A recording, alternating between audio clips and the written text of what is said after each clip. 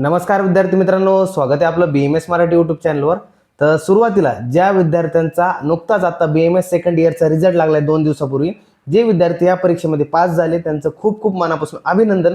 कारण की तुम्ही तुमच्या मेहनतीने, या जिद्दीने, या कठीण परिश्रमाने तुम्ही हा पेपर पास झाले। या वर्षीचे पेपर खूप अवघड आले होते, त्या पेपरमुळे तुम्ही पास झाले आहात। त्यामध्ये तुम्ही चांगले पेपर लिहून चांगल्या पेपरमध्ये अटेम्प्ट करून तुम्ही पास झाले, त्याबद्दल सुरुवातीला तुम्हाला खूप खूप अभिनंदन। आता जे विद्यार्थी या पेपरमध्ये 1-2 मार्काने फेल झाले, तर अशा विद्यार्थ्यांकरिता हा स्पेशल आजचा व्हिडिओ असणार आहे। आता यामध्ये माहिती आहे का कसा असतं हा पेपर, जो आता युनिव्हर्सिटी सेकंड इयरचे पेपर झाले, हे पेपर मी स्वतः जवळून पाहिले कशा प्रकारे हे पेपर होते। आता या पेपरमध्ये काय होतं की पेपर खूप प्रमाणात म्हणजे ऑड आले होते। या वर्षी जो सिंगल पेपर होते, संहिता झाला, आगत झालं, खूप वेगळ्या प्रमाणात होते 2 पेपर तरी। आणि मोस्ट ऑफ द नवीन जे काही पेपर होते, द्रव्य म्हणा किंवा रस म्हणा, तर मोस्ट ऑफ द्याला कसं थोडं वेगळ्या प्रमाणात विचारलं होतं। ज्या विद्यार्थ्यांना माहिती असेल की कशाप्रमाणे द्रव्यच्या पेपरमध्ये नवीन नवीन काहीतरी विचारलं होतं, रस उपलब्धीचा सांगा, वीर्य उपलब्धी सांगा, म्हणजे काहीतरी जे आतापर्यंत यावरती क्वेश्चन विचारत नाही, तर अशा प्रकारे यामध्ये क्वेश्चन विचारत होते, म्हणजे आले होते यावर्षी।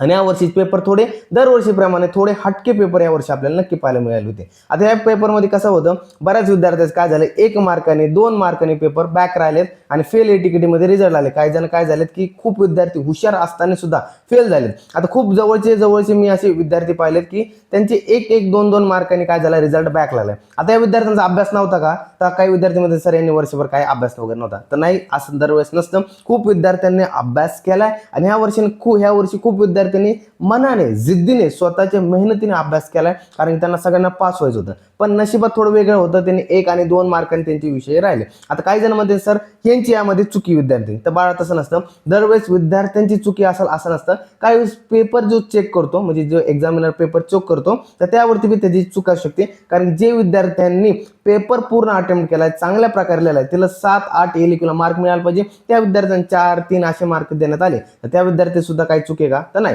काही वेळेस काय असतं की विद्यार्थी पेपर लिहून होतो, म्हणजे विद्यार्थ्यांची चूक असेल असं नसतं। काही वेळेस जे काही पेपर चेक करतात, तर ते जे काही टीचर्स असेल, एक्झामिनर समजा असेल, तर चेक करणारे त्यांनी कमी मार्क दिले, तर त्यांच्यावरती सुद्धा चूक असू शकते। कंटेंट भरपूर लिहून असून सुद्धा काही सिली मिस्टेक किंवा काही क्वेश्चन नंबर विद्यार्थ्याकडून न चुकीत झाल्यामुळे किंवा लिहिण्यात न आल्यामुळे, तर त्यामुळे त्यांना मार्क देण्यात नाही आले, तर त्यामुळे ते विद्यार्थ्यांचे सब्जेक्ट बॅक वगैरे लागले। तर त्या विद्यार्थ्याचे असे काही चूक वगैरे नाही, त्यांनी स्वतःला नाराज वगैरे होऊन घ्यायचं नाही। की 1 आणि 2 मार्कांनी ते पेपरमध्ये बॅक राहिले असतील, तर त्या विद्यार्थ्यांना नाराज व्हायचं नाही। कारण की तुम्ही तुमची युद्ध, जे काही फाईट होते, तुम्ही 100% तुम्ही स्वतः खेळलेले आहे, तुम्ही त्यामध्ये तुमचं 100% दिलेलं आहे। पण काय होतं की काही वेळेस आपली चूक नसते, काही वेळेस ते आपल्या नशिबात काहीतरी वेगळं लिहिलं असतं, त्यामुळे आपण 1 आणि 2 मार्काने आपल्याला काहीतरी सब्जेक्ट राहतो, त्यामुळे स्वतःला नाराज नाही करायचं। आता येणार जे पेपर आहे तर त्याच्यासाठी तयारी करायची। आता काय विद्यार्थी म्हणतील सर आम्ही पहिलाच क्वेश्चन होता, बऱ्याच विद्यार्थ्यांना विचारण्यात आला होता मला, सर पेपर आमचा रिचेकिंगला टाकाव का, कारण की 1 आणि 2 मार्कांनी आमचा पेपर राहिलाय। आता यामध्ये तुम्हाला एक सजेशन सांगतो मी। आता पेपरमध्ये पाहायला गेलं तर पेपरमध्ये आपलं कसं असतं, रिचेकिंग नाहीये, रिकाउंटिंग असतं। रिचेकिंग नाहीये, रिकाउंटिंग असतं। रिकाउंटिंग म्हणजे काय सर, तर रिकाउंटिंग बाळा काय असतं की ज्यामध्ये तुमचे जे काही मार्क्स दिले तुम्हाला युनिव्हर्सिटीमध्ये पेपर चेकला, तर त्यामध्ये तुमचे मार्क रिकाउंट केले जातात, पुन्हा मोजले जातात। जे की तुम्हाला ऑनलाईन आता PDF स्वरूपात जे काही चेक केले जातात ना, त्यामध्ये तुम्हाला किती प्रमाणात मार्क दिले ते पुन्हा त्याची ऍडिशन बेरीज केली जाते, आणि त्यामध्ये तुमचे जे काही 99 मार्क आहे, तर समजा 99-98 तुमचे काय भरले असेल, तर ते पुन्हा मोजले जातात, की 1-2 पासून पुन्हा मोजले जातात। त्यामध्ये काही गोंधळ झालाय का मोजताना, काही मध्ये काही 1-2 मार्काचं काही मागं पुढं एखादा मार्क हुकला काय, चुकला काय, तर अशा प्रकारे पूर्ण पेपर पाहिला जातो, पूर्ण पेपर मार्क मोजले जातात, आणि त्याला रिकाउंटिंग म्हटलं जातं। रिचेकिंग पहिले काय व्हायचे की पेपरमध्ये युनिव्हर्सिटीकडून पेपर यायचा, आणि त्या पेपरवर काय करायला जायचं, विद्यार्थी आपल्या टीचर्स कडून यामध्ये कुठे मार्क वाढतात हे बघायचे, आणि त्यामध्ये ते अप्लाय करायचे, त्या क्वेश्चनला अप्लाय करायचे, आणि त्यामध्ये त्यांचा 1-2 जरी मार्क वाढला तर त्यांची ती 100 ऍडिशन व्हायची। पण आता तसं होत नाही, आता फक्त रिकाउंटिंग आहे, रिचेकिंग नाही। त्यामुळे सर्वांनी विद्यार्थ्यांना रिकाउंटिंग आहे, रिचेकिंग नाही, हे सगळ्यांनी जाणून घ्या। आणि ज्यांना विद्यार्थ्यांना असं आम्हाला रिकाउंटिंगला टाकायचं आहे, त्यासाठी फीस किती काय नाही हे सुद्धा सांगतो मी तुम्हाला। आता बघा रिकाउंटिंगची फीस, आता ॲज पर मला जी काही माहिती भेटली कॉलेजकडून, त्यानुसार मी तुम्हाला सांगतो की जी रिकाउंटिंगची फीस सांगते की पेपरनुसार 800 रुपये ही काय रिकाउंटिंगची फीस असते पेपरची। त्यानंतर तुम्हाला जो मार्क स्लिप पाहिजे असेल, मार्क स्लिप म्हणजे त्यावरती तुम्हाला पेपरला कसे मार्क दिलेत, कोणत्या क्वेश्चनला किती मार्क दिले, ते जर तुम्हाला पाहिजे असेल तर तुम्हाला 120 रुपये पर जो काही क्वेश्चन पेपर आहे, तर त्यानुसार तुम्हाला भेटेल। समजा 120 रुपये जर एका विषयात 2 पेपर असेल, समजा रसशास्त्रात 2 पेपर असेल, तर 120 रुपये एका पेपरला आणि 120 रुपये दुसऱ्या पेपरला। कोणते मार्क स्लिप, तुम्हाला कसे मार्क दिले क्वेश्चन वाईज, तर ते पाहण्यासाठी। जर तुम्हाला या क्वेश्चन पेपर म्हणजे सॉरी आन्सर पेपरची तुम्हाला जर फोटो कॉपी पाहिजे असेल, म्हणजे कशी तुम्ही पेपर लिहिले, कसे तुम्ही पेपर लिहिले हे जे तुम्हाला फोटो कॉपी पाहिजे असेल तर ते तुम्हाला 110 रुपये सॉरी 116 रुपये काहीतरी आहे. तर 116 रुपये जे काही पर पेपर तुम्हाला 116 रुपये पर पेपर तुम्हाला काय भरावं लागतील. तर पर पेपरनुसार 116 रुपये भरतात. तर तुमचे काय तर टोटल तुम्हाला जे काही तुम्ही आन्सर शीट लिहिली तर तुम्हाला भेटते. म्हणजे कसं असं 2 रुपये पेज काहीतरी आहे, ते 2 रुपये पर पेजनुसार आपले किती 46 पान असेल तर त्यानुसार तुम्हाला 2 रुपये पर पेजनुसार तुम्हाला असं मिळतं. तर की टोटल 116 रुपये काहीतरी तुम्हाला पर पेपरनुसार भरावे लागतात. त्यानुसार तुम्हाला काय तो फोटोकॉपी वगैरे मिळते. तुम्हाला कॉलेजमध्ये माहिती मिळेलच, पण मला जी काही माहिती मिळाली कॉलेजमध्ये त्यानुसार मी तुम्हाला मांडण्याचा प्रयत्न केला. तर तुम्हाला तुमची आणखी जर माहिती पाहिजे असेल तर कॉलेजमध्ये तुमच्या नक्की संपर्क साधा. तुमच्या कॉलेजमध्ये तुम्हाला ह्यामध्ये आणखी इन डिटेल माहिती सुद्धा भेटून जाईल. त्यानंतर झालं हे किती दिवस आपण अप्लाय करू शकतो. तर पेपर रिझल्ट लागल्यापासून 7 दिवसाच्या अंडरमध्ये तुम्हाला करायचं आहे. आज तुमचा 2 दिवस झालेले ऑलरेडी, आता दुसरा दिवस आहे. तर तुम्हाला लवकरात लवकर काय करायचं आहे, अप्लाय करायचं आहे. कारण की जास्त वेळ व्हायला नाही घालायचं. कारण की लवकरात लवकर तुमचे पेपर पुन्हा रिकाउंट होऊन पुन्हा लवकर तुमचे जसे तुम्हाला काय म्हणतात त्यामध्ये तुम्हाला मार्क वगैरे पाहायला मिळतील. आणि फोटोकॉपीमध्ये काय चुकले आपले, काय चुका झाली, ते चुका तुम्हाला पुन्हा टाळायचे नाही. रिकाउंटिंग वगैरे झाली, तुमचा मार्क कुठं वाढला तर तुम्ही त्यामध्ये तुमचा सब्जेक्ट सुद्धा निघल. आणि जर नाही वाढला तर आपल्या पुढच्या पेपरची तुम्हाला काय करायची, तयारी लागायचं. काय होतं मोस्ट ऑफ द 99% चान्सेस राहतो की कुठेही मार्क वाढत नाही. बरं का, कुठेही मार्क वाढत नाही, 99% चान्सेस राहतो मार्क वाढत नाही. 1% मध्ये तुमचा पॉईंट मध्ये वाढू शकतो. जर लक बाय चान्स वाढला तर ठीक आहे, नाहीतर मग आपण काही यामध्ये सांगू शकत नाही. समजलं. त्यानंतर झाला आपला पहिला क्वेश्चन होता, तुम्हाला आन्सर भेटला असेल. त्यानंतर आता दुसरा क्वेश्चन तर बघूया. आता तर दुसरा क्वेश्चन मध्ये काय म्हटले, एक मिनिट. आता दुसरा क्वेश्चन मध्ये काय म्हटले तर 6 महिने बॅक लागेल का. आता कसं असतं, जर जे विद्यार्थी म्हणजे जे विद्यार्थी फेल झाले, ज्यांचे 3 सब्जेक्ट बॅक लागले, त्यांच्या रिझल्ट पुढे फेल नाव आलं, नुसतं फेल आलंय तर त्यांना 6 महिने बॅक आहे. कारण की काय म्हणतो आपल्या आता 2022च्या बॅचला ऑड बॅच आलेली आहे.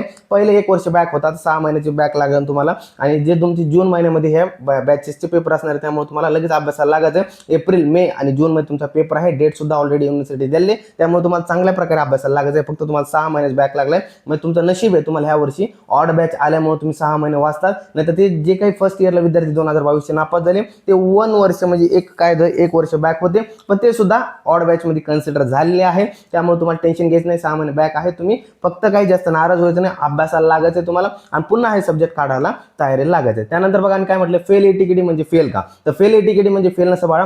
फेल एटीकेडी नाव तुमच्या रिझल्ट मध्ये आले, म्हणजे तुम्ही ह्या बॅच मध्ये कंटिन्यू आहात. तुम्ही जे काही सेकंड इयर बॅच मधून थर्ड इयरला गेलेले आहात, फक्त तुम्हाला काय करायचं, जो सब्जेक्ट बॅक राहिला, 1 किंवा 2 सब्जेक्ट बॅक राहिले, त्यांना तुम्हाला काढायचे. कारण की फायनलच्या पेपरच्या अगोदर तुम्हाला काढायचे. कारण की फायनलच्या पेपरच्या अगोदर तुम्हाला ते सब्जेक्ट नाही निघले तर फायनलचे पेपर देता येणार नाही. समजलं ना. त्यामुळे फायनलच्या अगोदर तुम्हाला ते पेपर काढायचे. त्यामुळे जूनचा जो अटेम्प्ट असेल त्यामुळे तुम्हाला नक्की हा पेपर सगळे काढायचे. जूनचा आणि सप्टेंबरचा हे 2 अटेम्प्ट असणारे. सप्टेंबर मध्ये काही ज्युनियर असणारे तुमचे त्यांच्यासोबत एक, आणि जूनचा जो ऑड बॅचचा अटेम्प्ट असतो त्यामध्ये तुम्हाला 2 अटेम्प्ट आहे. 2 अटेम्प्ट मध्ये तुम्ही जवळपास 2-3 अटेम्प्ट आहे, आणखी त्यांची एक येईल. तर त्यामध्ये तुम्हाला तो सब्जेक्ट बॅक असेल तर त्यामध्ये तुम्हाला ते काढायचे. समजलं ना. तर त्यामध्ये फेल एटीकेडी म्हणजे फेल नसतं. त्यामुळे तुम्ही बॅचला कंटिन्यू करा, फक्त जो सब्जेक्ट बॅक राहिला तो सब्जेक्ट तुम्हाला तो काढायचा. समजलं. तिसरा क्वेश्चन झाला. तर पुन्हा पेपर कधी असणार आहे, तर पुन्हा पेपर तुमचा जून मध्ये असणारे ऑड बॅचेचे 2022-23चा जो ऑड बॅच आहे तर त्यांची जी काही ऑड बॅच असेल त्यामध्ये जून मध्ये टाइम टेबल ऑलरेडी आलेलं आहे, काहीतरी डेट आहे. तर ती डेट तुम्ही एमएचच्या साईड मधून चेक करा. तर त्यामध्ये तुम्हाला डेट वगैरे काहीतरी लेटर एखादं मिळून जाईल, त्यामध्ये डेट आहे दिलेली. त्यामुळे तुम्हाला जून मध्ये पेपर आहे, त्यामध्ये जूनच्या पेपरसाठी तयारी लागायचं. काही विद्यार्थी सर आम्ही रिकाउंटिंगला करतो ना अभ्यास करणार नाही, तर बाळा तसं करू नको. रिकाउंटिंगला सुद्धा पेपर टाका. ज्यांना इच्छा आहे, ज्यांना 1 किंवा 2 मार्कांनी गेला विषय त्यांनी नक्की टाका. कारण की तुमच्या यामध्ये कसं असतं, तुमच्या मनातलं जे समाधान आहे तर तुम्हाला वाढतंय का नाही, त्यामुळे तुम्ही नक्की टाकून बघा. पण ज्या विद्यार्थी 10, 20, 25 मार्कांनी विषय राहिला तर त्या विद्यार्थी टाकू नका, काही फायदा होत नाही. जास्तीत जास्त मार्क वाढत पण नाही. 99% चान्सेस वाढत नाही. 1% वाढले तर वाढले, लक बाय चान्स तुमचा वाढू शकतो, नाही तर वाढत पण नाही मार्क. समजलं. त्यामुळे ज्या विद्यार्थी 1 आणि 2 मार्कांनी राहिले त्यांनी नक्की टाका. तुम्हाला जर मनाला वाटत असेल तर, नाही तर नसेल वाटत तर नक्की म्हणजे टाकू पण नका. तुमच्या इच्छेवर डिपेंड करतं. माझं काही तसं मत नाहीये, पण तुमच्या इच्छेवर डिपेंड करतं. तुम्हाला 1-2 मार्क जर वाढत असेल असं वाटतंय तर नक्की टाकून बघा. समजलं. त्यानंतर बघा, ऑड बॅचचा पेपर अवघड असतो का, हा क्वेश्चन सुद्धा बऱ्याच विद्यार्थ्यांनी विचारलाय. कसं असतं माहिती आहे का, पेपर अवघड नसतं. पेपर चेकरवरती डिपेंड असतो, पेपर कसा चेक केला जातो. त्यामुळे तुम्हाला काय करायचं, पूर्ण तयारीत राहायचं. क्वेश्चन थोडे सोपे येतील ह्यावेळेस. थोडे यावर्षी काय झालं की जो 22-23चे जे काही बॅच झाले आता सेकंड इयरचे ते पेपर थोडे ट्रिकी होते, पण हे पेपर तसे नसतील, थोडे सिंपल यामध्ये विचारले जातील. कारण की अनुभव सांगतो, त्या पेपर थोडे सिंपल येतील ऑड बॅचचे यावेळेसचे. नंतर जिथून पुढचे थोडे यापेक्षा सिंपल पेपर येतील. पण मोस्ट ऑफ जसे क्वेश्चन आपल्याला 22-23ला जे विचारले विंटरमध्ये त्याच प्रकारे अभ्यास करून जा. जे क्वेश्चन आले होते पीवायक्यूचा अभ्यास करा. पीवायक्यू फिक्स रिपीट होतात, फिक्स क्वेश्चन येतात. त्यामुळे पीवायक्यू चांगला अभ्यास करून करून द्या, ॲज इट इज क्वेश्चन पुन्हा रिपीट होणार आणि पुन्हा तुमची पासिंग चान्सेस खूप जास्त वाढणार. त्यामुळे PYQ वरती चांगला अभ्यास करून द्या. समजलं. त्यानंतर झालं ऑड बॅचचे पेपर एवढं काही अवघड वगैरे नसतं. समजलं. त्यानंतर आता काही विद्यार्थी म्हणत होते सर एवढे विद्यार्थी जे काही विद्यार्थी माझ्यापेक्षा कमी होते अभ्यासामध्ये, ज्यांनी एवढे अभ्यास केले नाही, 97 पैकी 50 ड्रग पाठ केले किंवा रसशास्त्रामध्ये एवढं त्यांना वर्षभर काही नाही आलं, शेवटला ते सुद्धा पास झाले, मीच का? मी काय मध्ये नव्हतो, पण मी काही वर्षभर केलं पण नाही, शेवटच्या दिवसात मी कोणाला काही बोललो नाही, तरी पण मीच का? तर हे विद्यार्थी खूप विद्यार्थ्यांना प्रश्न पडले. आता कसं असतं बाळा, एक सांगतो मनातून, असं असतं नशिबाचा काही खेळ असतो. भगवान श्रीकृष्ण काय म्हणतात तुला सांगतो, की भगवान श्रीकृष्ण काय म्हणतात, की तू कर्म करत राहा, फळाची आशा करू नको. तू कर्म करत राहा, फळाची आशा करू नको, कारण की कर्म तुझ्या हातात आहे, फळ काय माणसाच्या हातात नाही. फळ देणारा ईश्वर असतो. त्यामुळे फळ जे आता तुला नाही भेटलं तर नंतर भेटणार आहे फळ, पण तुझं कर्म कधी वाया जात नसतं. त्यामुळे चांगलं कर्म करत राहायचं. तुझ्यासोबत जे काही घडलंय ते नशिबावर सोडून दे. आता जे झालंय त्याचा काही पस्ताव करून फायदा नाहीये, कारण की इथून पुढचे येणारे दिवस तुझ्यासाठी सुवर्ण संधी असू शकतात आणि single sheet of paper can't decide your future. त्यामुळे तुम्हाला जे काही मागं घडलं असेल त्यामुळे तुम्हाला डोकं लावायचं नाही. जे काही चुका झाल्या असतील त्यामधून तुम्हाला शिकायचे आणि पुढे जायचे. आता यामध्ये जे मागचं झालंय त्यामध्ये काय डोकं लावून काही फायदा नाही. पण एक सांगतो, तुम्ही केलेला अभ्यास तुमचा कधी वाया जाणार नाही. तुम्हाला इथं तरी अभ्यासाला तो काम आहे, नाही तर प्रॅक्टिसमध्ये जेव्हा तुम्ही उतरताल त्यामध्ये तुम्हाला 100% काम आले. त्यामुळे तुम्हाला काही ताण घ्यायचा नाही, चांगला अभ्यास करायचा आणि 100% तुम्ही पास होणार आहे. त्यामुळे तुम्हाला टेन्शन वगैरे घ्यायचं नाही. आणखी एक शेवटचं काय, की जे काही झालंय वगैरे तर तुम्ही काय स्वतःला ताण करून घेऊ नका. अभ्यास स्वतःचा स्वतः करीत राहा, घरच्याची कॉन्टॅक्टमध्ये राहा, जास्तीत जास्त तुमचे मित्र असेल त्यांच्यात राहा, एकट्यात बसू नका. स्वतःला तुम्हाला खूप जास्त ताण येईल. त्यामुळे जास्तीत जास्त काय करायचं, मित्रासोबत जास्त राहा, घरच्यांसोबत राहा. जे झालंय ते खरं सांगा, लपवून काही ठेवू नका, घरच्यांपासून खोटं कोणाला काही बोलू नका. जे असेल ते खरं सांगा आणि चांगल्या प्रकारे अभ्यासाला पुढे लागून जा. समजलं ना. त्यानंतर आणखी एक शेवटी जाता जाता तुमच्यासाठी एक, की सांगायचं एक दृष्टिकोन काय, की जे झालंय ते सोडा आता आणि इथून पुढे अभ्यासाला लागा. आता जे काही झालंय आपण काय करू शकतो त्याच्यामध्ये नाही करू शकत. त्यामुळे जे काही पुढचं येणारं भविष्य आहे ते आपल्या हातात आहे. आज जे काही कर्म करतो तर पुढचं भविष्य आपण बदलू शकतो. मागचा पास्टमध्ये आपण काय करू शकत नाही. आणि एक कसं असतं, एखाद्या अपयशाने आपलं पुढचं काय जे काही भविष्य असते ते भविष्य काही ठरवत नसतं. त्यामुळे जे काही एखादा अपयश ही यशाची पहिली पायरी असते. त्यामुळे अपयश जरी आलं त्यामुळे आपण पुढचं येणाऱ्या यशासाठी तयारीत राहायचं आहे. आता एक जाता एक सांगतो, की असफलता एक चुनौती है इसे स्वीकार करो, असफलता एक चुनौती है इसे स्वीकार करो, क्या कमी रह गई देखो और सुधार करो. असफलता एक चुनौती है इसे स्वीकार करो, क्या कमी रह गई देखो और इसे सुधार करो. जब तक सफल ना हो नींद चैन त्यागो तुम, जब तक सफल ना हो नींद चैन त्यागो तुम, संघर्ष का मैदान छोड़कर मत भागो तुम, संघर्ष का मैदान छोड़कर मत भागो तुम, कुछ किए बिना जय जयकार नहीं होती, कोशिश करने वालों की कभी हार नाही होती. तर अशा प्रकारे टोटल हा आजचा व्हिडिओ होता. तुम्हाला नक्की यामधून काहीतरी आयडिया आला असेल. त्यामुळे स्वतःनी जे विद्यार्थी बॅक पडलेत, नाराज झालेत, फेल झालेत, त्यांनी स्वतःला काही नाराज होऊन द्यायचं नाही. चांगला अभ्यास करायचा, पुन्हा जिद्दीने उठायचं, पुन्हा पास होऊन दाखवायचं. जे आपल्यावरती हसले त्यांना काय करायचं, पुन्हा आपला पास होऊन रिझल्ट दाखवायचा. समजलं. तर भेटूया पुढच्या व्हिडिओमध्ये पुढचा टॉपिक घेऊन. तोपर्यंत धन्यवाद.